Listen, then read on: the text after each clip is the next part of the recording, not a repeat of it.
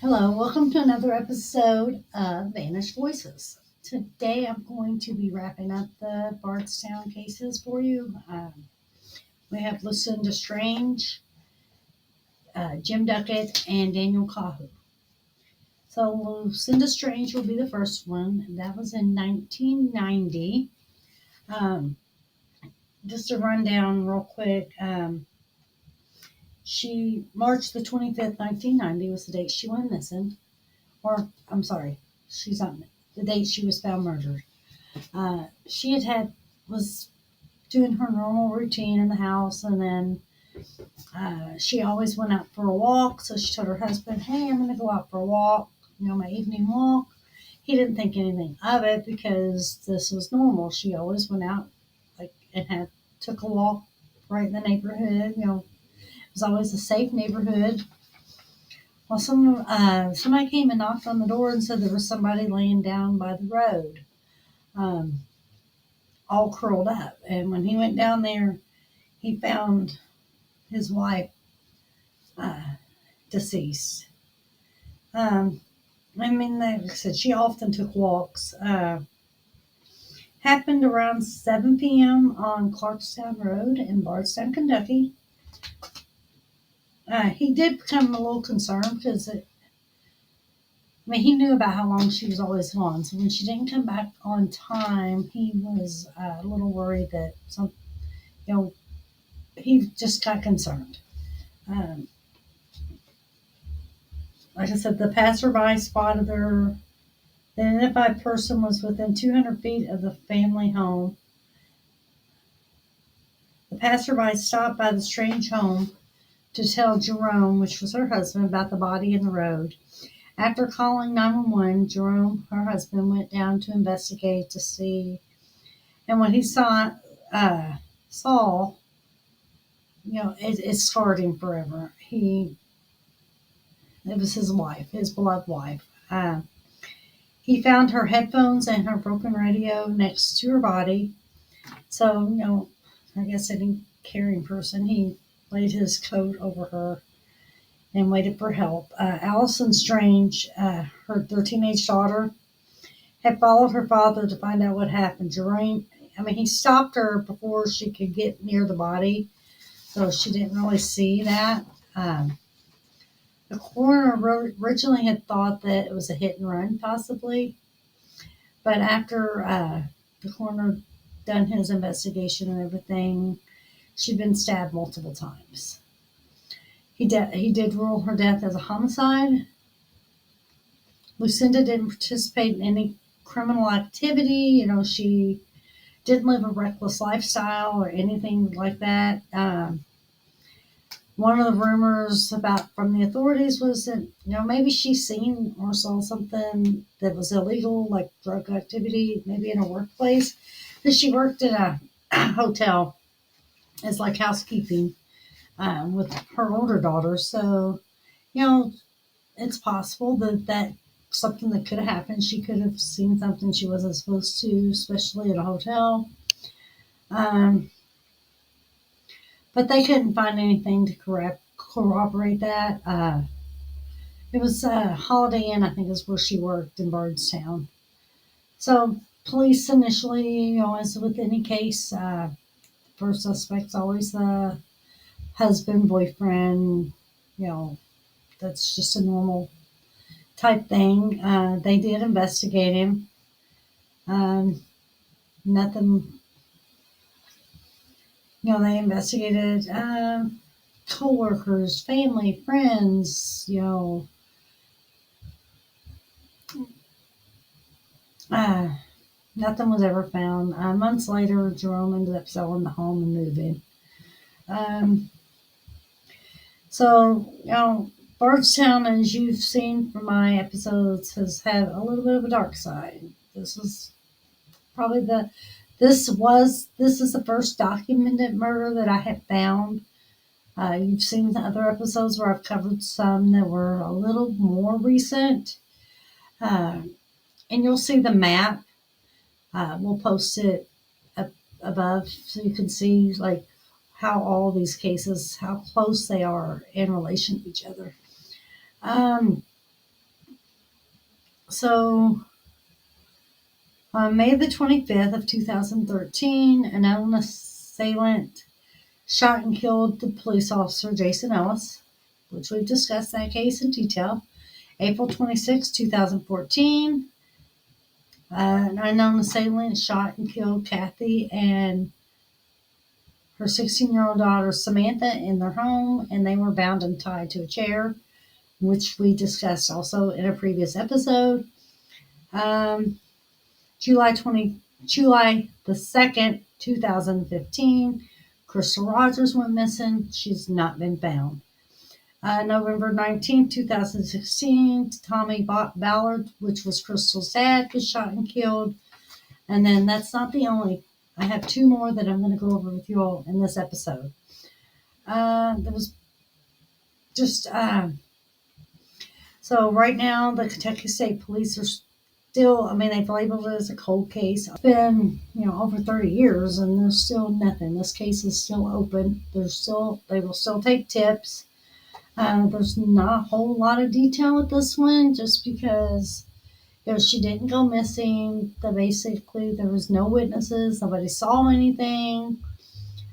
She went out for her typical walk and was stabbed. Could have been just a passerby.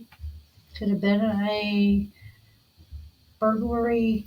Who knows? Nobody knows. That's why we're trying to get her name out there as well. Because her husband still needs closure. He doesn't know.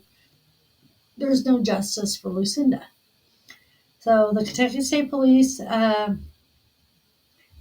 still seek tips and clues that will lead to an arrest. What happened to Lucinda Strange in March 1990? I mean, if you know something, if something rings a bell, if you were in that area, on that road, like I said, call Kentucky State Police. They will take your tips. Like I always say, that you never know. I mean, the smallest little detail could be the thing that opens this case wide open. And we'll post pictures of her as well. Now, we have another murder that I would like to talk to you guys about. This one is, it wasn't too far from Bardstown. It's linked in with, or considered labeled in with, I guess is how I would phrase it, as being with Bardstown, but it was actually happened, I think, in Shelbyville, Kentucky, which is about 56 minutes or so from Bardstown. So,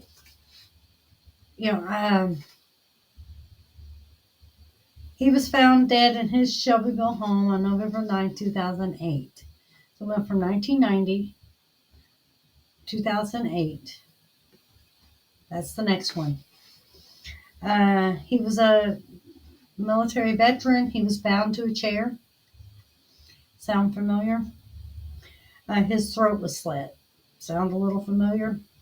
Kind of sounds like Kathy and Samantha's case, huh? So I guess the question is, are they dealing with a possible serial killer? Is it the same person that did all these? Nobody knows. I mean, with it only being an hour or less than an hour from Bardstown, is it possible the person traveled that road? It's one road that goes all the way through. So his sister, Catherine Nichols, said that they have interviewed persons of interest, but no arrests have been made. This one is also still unsolved. She believes the killers have long since left that area. She said whoever did it probably knew her brother. There is some surveillance footage where his ATM, his bank card was used at an ATM in Shelbyville, and it was one that Jim used often. Unfortunately, the camera on that ATM had some maintenance done prior to, and was put back on backwards, and the image is not very clear. So they they couldn't get a clear picture of who it was. They did steal some personal items, so they kind of took trophies. And again, sounds a little familiar because it's rumored that the same thing happened in Kathy and Samantha's case. Even though, although the family still has not confirmed whether trophies were taken from Samantha or Kathy, they were still tied up, they were still tortured, they're still saying there was cuts on their throat. So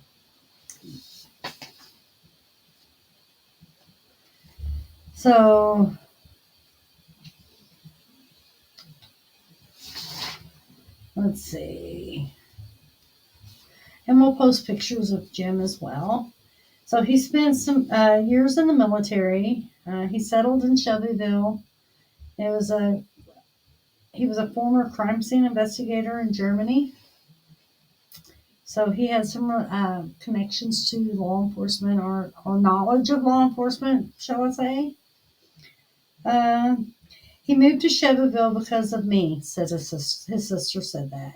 He moved here to help my husband and I with our children because of her work schedule. So I guess here we go again. The family kind of feels a little responsible, although it's not her fault. He probably was very happy to be close to his sister, close to his nieces and nephews. Everybody, especially if you spent any time in the military, which I have, as you can see, you cherish that little bit of time when you finally can be with family, because you do spend a lot of time away from family when you serve.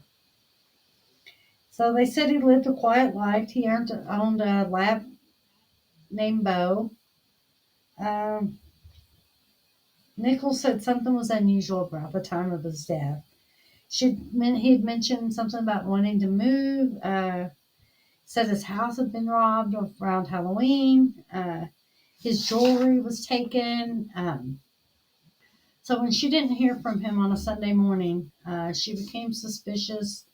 She called his church friends to check on him. They told her he wasn't in service that day, which from what I've read, he went to church pretty regularly. So him not showing up to church was enough to raise suspicion. She said she just knew in her gut. I guess as a sibling, you kind of know. But she knew something wasn't right. So she went out to his house that night and she walked around the house. She had the key, but she didn't go in because she didn't want her to think that she didn't trust him. So I guess she was suspicious, but she didn't want him to think she thought he was doing something wrong. So she went home. Thought, I'll give it to him the next day. She still hadn't heard from him by the next day. So she decided to go into the house to look for answers. Maybe he left, maybe he moved. It was odd if he had done that and not told her, but it's not the first time that would have happened in the world. So when she worked into the master bedroom, she found the worst imaginable thing she could find. She found her brother. He was dead. So she said from what she can remember, his bathroom was all white, but it wasn't, when she went in, it wasn't white. It was covered in blood. Blood was everywhere. At first, she wasn't quite sure what happened. She got on the phone with her sister, told her what she saw, questioning, they questioned suicide. Did he commit suicide? Then she saw that his hands were tied to the kitchen chair. Sounds pretty familiar. So she screamed, she can remember screaming, he was murdered, oh my gosh, she ran down the hall. She said it was like a movie in her mind, like, this doesn't happen. This is just, it's a movie. But she said it was obvious that he was tortured. So when police arrived, they confirmed what she already knew. Her brother was tortured and killed. tied to a chair, and stabbed multiple times. Police said that he'd been dead for a while. Um, Investigators took DNA from the scene. DNA came back 2 years later, and police said that it could be about 4 months to get an arrest. And still to this day, January 13th, 2024, no arrest has ever been made in this case.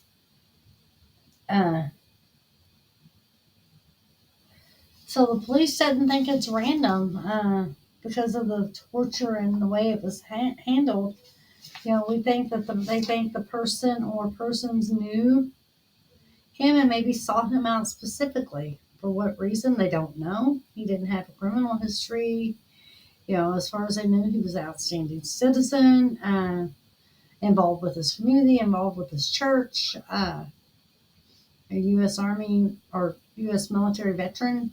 Didn't say specifically. I think it was Army, but it didn't say specifically. So the police did find that his truck was stolen. They drove it to the bank, used his card to withdraw money from his bank account. So could this one just been a random robbery gone bad? It's possible that maybe they knew he had money or they suspected he had money. But the thing is, they went to the ATM that Jim always used. When somebody knew that, you don't just wait, oh, I'm going to go to this ATM. Maybe they use this one. I know Shelbyville fairly well. I know there's several ATMs in the area. So there's no way I could go steal. I wouldn't do it anyway, but there's no way you can go steal somebody's bank card and just by coincidence show up at a random ATM and it be the one that's always used. There's just no way. There's multiple ATMs in that area, multiple banks in that area for that matter.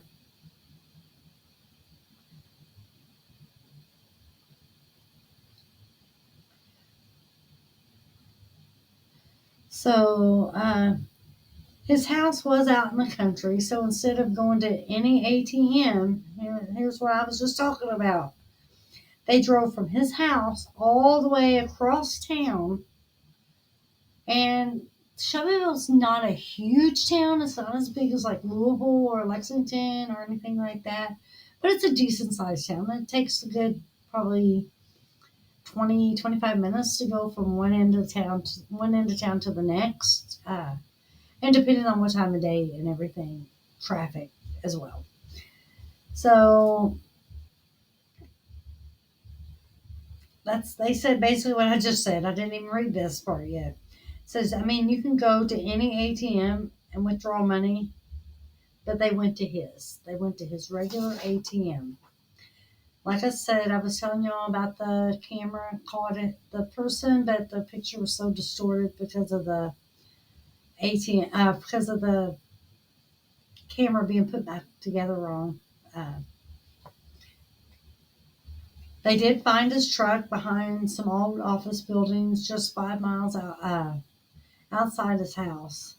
But no DNA, nothing. They did do DNA, but nothing came out of it. So, killer drove from his house across town to the ATM, then drove it back closer to his house and just left the truck. This, to me, sounds like more than one person had to be involved. Somebody picked him up, at least. If they didn't know why they picked him up, he was never found. So they followed several leads. They've interviewed dozens of people. Nothing. They've not found nothing. The police still have all the information. It's a cold case, but it's not. And like I said, his sister said that this is her quote. I want to read to you. I understand that people think that he had to be doing something wrong, or had to be involved in something illegal because of the way he was brutally murdered. But he wasn't. Uh, he was a very kind person. And I think maybe that's what got him murdered. Maybe he was trying to be kind to someone. Maybe he was trying to help somebody out. They turned on him. Or they knew he was a kind person, and again, they took advantage of that. So they said the police always say there's three reasons for a murder: revenge, greed, or jealousy. So she said his was revenge. There are people in town that know they have information and they won't come forward. I mean, her brother's death has rightfully changed her life. She created the group for family and friends who were killed, Kentuckians' Voice for Crime Victims. I'm not sure if that's a website or a Facebook page. I have not checked on that. Kentuckians' Voice for Crime Victims. And we'll put that either in the description. We'll make sure you have that information. You can look into it. She says she sees him everywhere she goes. I mean,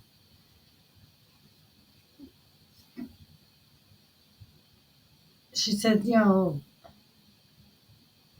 she was so used to he would come into her house, raid the refrigerator. She said those things that changes you when you lose your sibling. Right now, or at the time that I pulled this information, there was a $25,000 reward.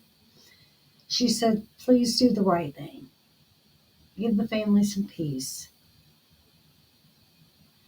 So, any information that is asked to contact Kentucky State Police Post 12, 502 227 2221. Again, if you know anything, again, I say this with the case I do. If you think there's something that you've seen, heard, that rings a bell, you pick somebody up behind some office buildings and near this area in Shelbyville that day and that year. And maybe they were acting strange. You don't know what they were doing. It doesn't mean you're guilty of anything, but maybe you remember picking them up. Call the police. Let them know. Like I said, let's give these families some peace. Okay, we're going to wrap it up with the last one. This is Daniel Kahoe. Kahoe. I'm not quite sure how it's pronounced. Cahoe. January 5th, 2012, Daniel's remains were found in a barn out in rural Spencer County.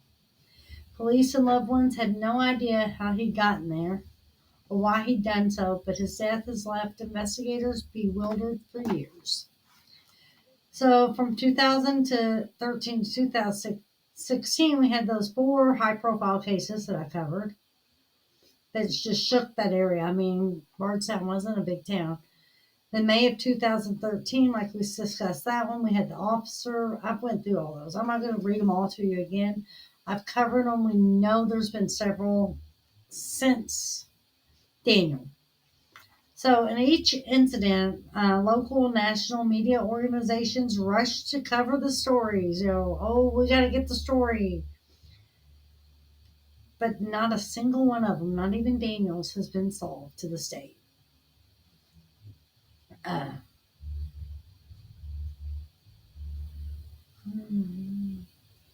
So, they even quote in here, for years, the region has been home to numerous bizarre mysteries, each of which is more confusing and troubling than the last, and tied into each incident is a group of loved ones left without answers. They just want to know what happened. They want to know what happened to their family. So Daniel was born on April 21st, 1977. He had an identical twin brother. His name was Roger. And then he had another brother named Nathaniel. So Daniel's nickname was Sparky by those who knew him. He was free spirit. He wasn't homeless. They said he wandered from place to place, but he wasn't homeless. Jerry Boone, the namesake of Boone's Butcher Shop, recalls this habit of Daniel that some might describe as weird. As long as he had something over his head, he didn't care. He was just happy go lucky kind of guy. Because of his reputation as a drifter, he really didn't stay in one place for very long. He was always on the go. Uh, so he worked part-time jobs here and there, on and off throughout Bardstown. He did work for Smith Brothers Distributing Company, but he was mostly known for working at Boone's Butcher Shop, located outside of town. That's where you could find him most of the time if he wasn't outside doing something. Uh, he was known for doing all kinds of odd jobs at the butcher shop, landscaping, yard work, washing cars, whatever to make a dollar. That was in addition to actually working inside the shop. So, I mean, he would like help customers find exactly what they need. Like he was liked, seemed like he was very well liked. He worked there for almost 10 years. So he was a friendly worker. Like I said, he was well liked. Daniel became friends with Matthew Boone, the son of the shop owner, Jerry Boone. Matthew recalled about Daniel, his friend, who said he wouldn't worry about tomorrow until tomorrow. On a nice summer day, he would go fishing and go walk in the woods and find stuff. So he wasn't going to be tied down to anywhere too long. That was from one of his good friends. So in 2011, Daniel was a 34-year-old free spirit.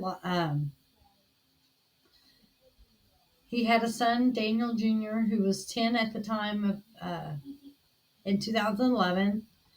Christmas Eve 2011, Daniel spent the day with his dad, Roger, and his son, Daniel Jr. They hung out. Everything seemed fine. Roger doesn't recall anything suspicious. He wasn't acting strange, didn't act like anything was out of the ordinary. Uh, Before they did say goodbye, Daniel made some loose plans, for New Year's, or well, after New Year's. They were going to go hunting. They said they would down the plans better. They would do it, closer to time. But I mean, he was making plans with his family. So when he said bye, there was nothing, suspicious about that. It wasn't like uh, saying goodbye to someone when you know you're not going to see them again. You know, he told his dad that Roger told, sorry, his dad told him he'd see him the next day for Christmas. So I'll see you later. Nothing. So Daniel didn't show up for Christmas. He made plans to visit a friend and family throughout the day. Perhaps that kind of goes with his reputation as a drifter, but he was a complete no-show.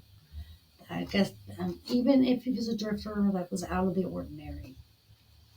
When he failed to show up for the family gatherings, the family became worried. So Roger had been trying to get the courage. He needed to file a missing report, a person's report, and it hadn't been filed at this point.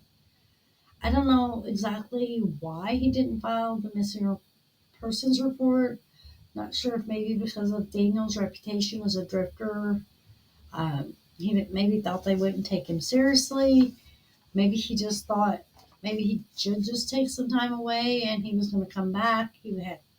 I'm not sure. It doesn't really say why, and who knows why. Who knows? We don't know what was going through his dad's mind at the time. So his, family at that point, it'd only been a week, so there's still some hope maybe that the killer would be found. Uh, So they did travel to the barn. The family did after the funeral.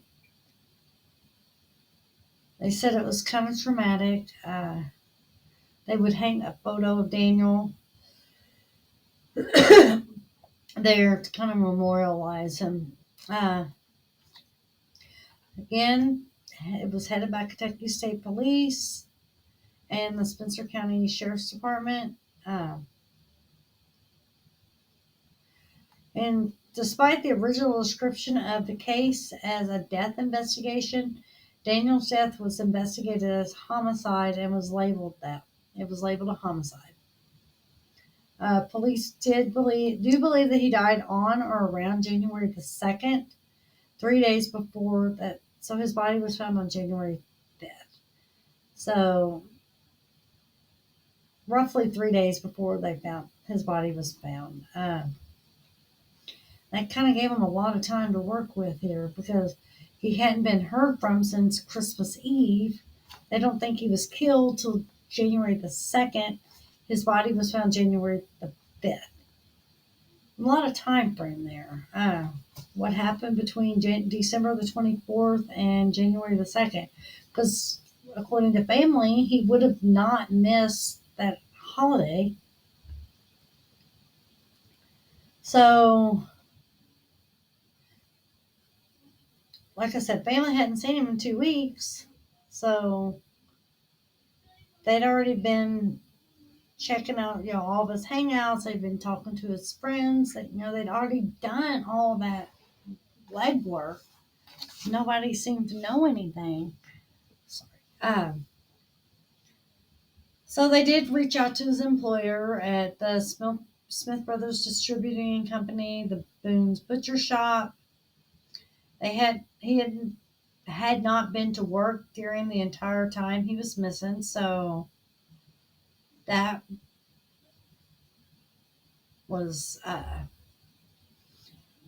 of interesting because not really. I guess it would be. I don't know why they would think if he hadn't contacted his family, then chances are he probably wasn't going to go to work. And the butcher shop said he usually was there 3 or 4 times a week. It's unusual that he didn't show up. So it'd been 2 weeks. So one of the major things in this case for the investigators was, why was he found all the way out in rural Spencer County? The neighbors out there, it borders Nelson County, which Bardstown's in Nelson County. Daniel was from Bardstown, so it's like nothing but, they said it's nothing but woods and farmland out there. So, especially near the Salt River, which that barn was located near Salt River in Bardstown. So he was just found. It was just off Bowman Road near Salt River where he was found. Like I said, it was just a little one-lane road. They said it was really only used by locals. So that raises my suspicion. I don't know that maybe it was somebody local that knew that road was not like a heavy traffic road. So somebody knew that was a very, very small area, small road, and it wasn't used very often. If you're not from an area, you're not going to know what roads are actually used regularly or not. How would you know that if you're not from the area? That's what I question. So there was really not a reason for Daniel to be out in that area. They don't think he knew anyone from out there. He rarely left Nelson County. He didn't drive. It's about 15 miles, so that gives you a little perspective. It's about 15 miles away. So he wouldn't have walked. That'd been an awful long walk. At least somebody would have seen. If he'd walked, somebody would have seen him. That's what we're getting at here. Like, you don't walk 15 miles and nobody sees you. It just doesn't happen that way. So, as far as the family and friends are concerned, he had never been out that way. Not not in the Taylorsville area. So if he'd gone out there, he would have had to rode with someone. So he didn't. They don't think he would have just voluntarily went there. Uh, Said he didn't drive 15 miles walking and nobody even seeing you is kind of not going to happen. So they went over all these different possibilities. They said he did go out into the woods for days at a time. So they did, the investigators kind of just looked at that as a possibility. Maybe he stumbled up on something he shouldn't. It seems like they use that a lot, don't it? Said the same thing about Kathy. They said the same thing about Lucinda. They said the same thing about Daniel Puckett. Uh, so why is our answer to everything? Maybe they seen something they shouldn't have seen. Okay, yeah, we know that's possible, but I don't know. That just to me, throwing that out there, every single case. So every single one of these people seen something they wasn't supposed to. Uh,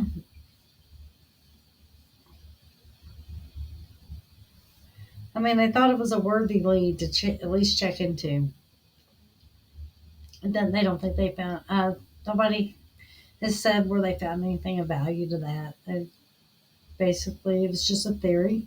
They checked on it, and it wasn't there. Uh, Daniel wasn't known to use drugs.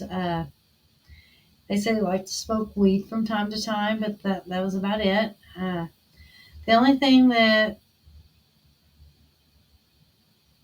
would give investigators any type of pause was that Daniel's willingness to do odd jobs for scattered pay.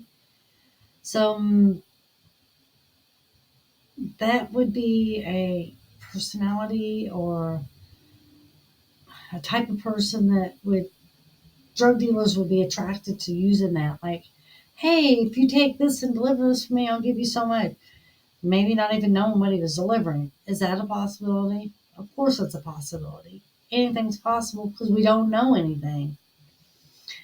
Um, they don't believe they found any proof of him having any connection to anybody that's has any connection to drugs or dealing in drugs or anything of that nature. I mean, local pot dealers is about all he had any connection with. And back then, it's probably very unlikely that that was the reason, but there was no evidence to show that he'd gotten in with the wrong crowd or anything like that. Like I said, he was a drifter. He did go from place to place, but he always stayed in touch with his family, and even through Christmas Eve. I mean, he'd been in touch with them up to Christmas Eve. So my guess is something happened on the night of Christmas Eve. It doesn't say anything about where his son was. I don't know if maybe he was with his mom. It doesn't really go into much detail about it, but I'm going to assume nothing's been said about his son. So I'm going to assume, I'm not going to assume. We're going to say that he was most likely not with, obviously wasn't with his dad. So he was with another family member probably at the time. So is it a possible mistaken identity? He did have an identical twin. Uh, they were pretty much a spitting image of each other. The only difference is at the time of Daniel's death, Roger had long hair, but that was about it. That was the only difference, and Daniel did not have long hair. So they, basically what they say, people said that other than the length of their hair, they might as well have been looking in a mirror. I mean, they were identical. Both the brothers happened to be shot just days apart, Roger was on New Year's Eve, December 31st, and Daniel on, they're around about January 2nd. That's kind of their best guess. So the odds of two twin brothers being shot so close is like in total separate incidents is kind of like, that doesn't happen. Like, how often does that happen? So they think the brother was shot first. If Roger had long hair, but they would have known, I would think they would have known that Roger was in the hospital. Maybe they didn't. I don't know. Whoever did it. Maybe they shot, I don't know, but they got the guy that shot Roger, and he sure didn't give up any information that he had anything to do with Daniel's shooting. So, I don't know. So, the police don't think they're really linked. Because Daniel's case, of course, is unsolved, where Roger's shooter's in jail or whatever. Uh, not, I'm not sure if he's still in jail. I'm assuming he is. I didn't look that information up, which I could do. I just hadn't done it. He's probably in the Kentucky State Prison somewhere, because this was in 2011. Surely he got more than 12, 13 years for attempted murder, but you never know. Well, and I sat here and started talking, and the information's right in front of me. He was arrested on December 31st, charged with first-degree assault, tampering with physical evidence, and possession of a firearm by a convicted felon.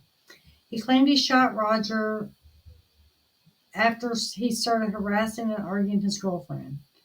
Afterward, he made incriminating remarks to police officers, but alleged that Kahu had been assaulting his girlfriend, hence him stepping in with the firearm. So the person who shot Roger said that that Roger was abusing his girlfriend. That's why he stepped in. So that one was just labeled as a domestic dispute. I don't think it was premeditated or anything to that nature. Just someone had a gun that shouldn't have, basically.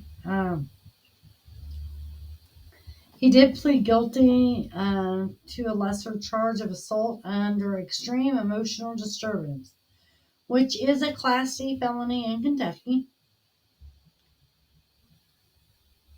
So it's possible maybe that in the days to follow, somebody had something that they wanted to finish up with Roger.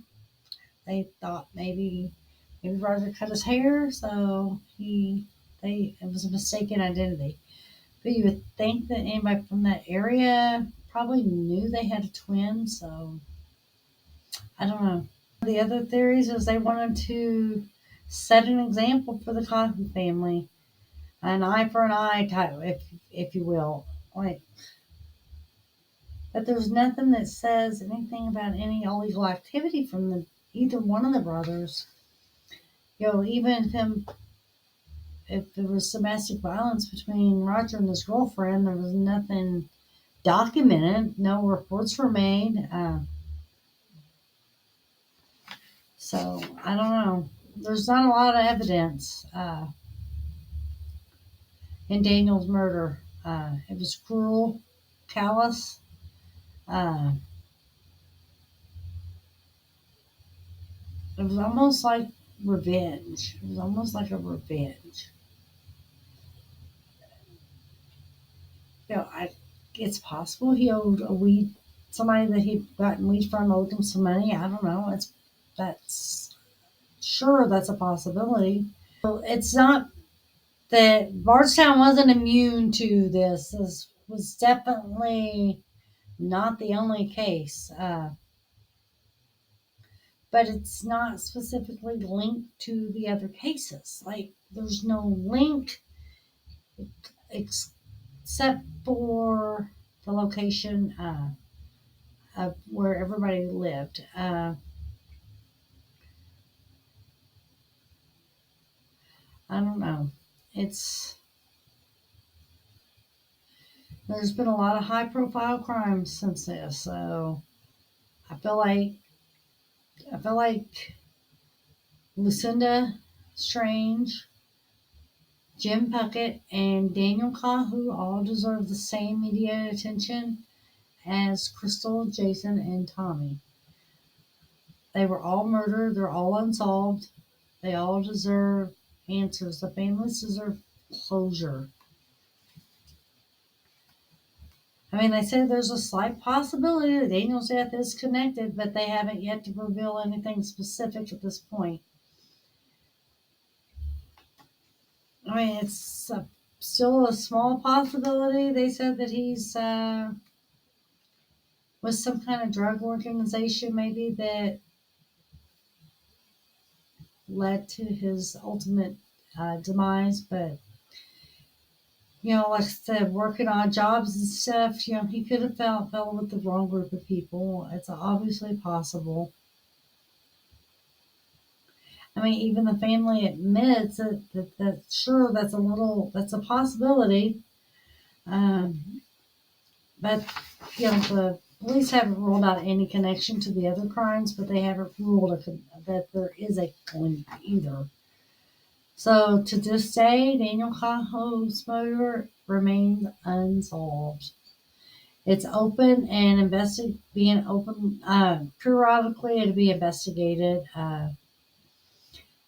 Another, I don't know, it's just crazy. Another thing I'm going to tell you again, Roger Cahoe personally raised a small reward of $5,000, which exists for any information that lead to the rest in the case.